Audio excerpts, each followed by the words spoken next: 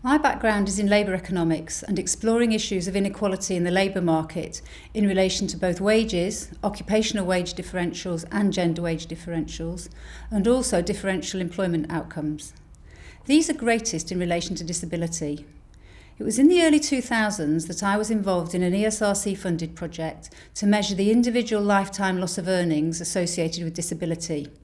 These arise largely due to reduced employment prospects.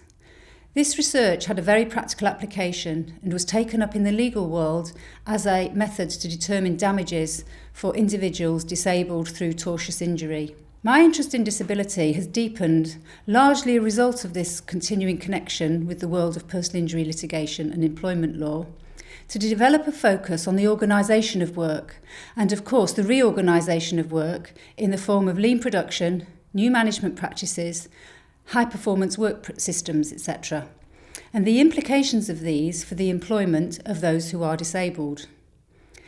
As a separate avenue of research, and with the first publication of the subjective wellbeing indicators in the annual population survey, and this was in April 2011 to 12, my colleague Melanie Jones and I have extended the usual measures of disability disadvantage, that's wages and employment differentials, to include differentials in subjective wellbeing.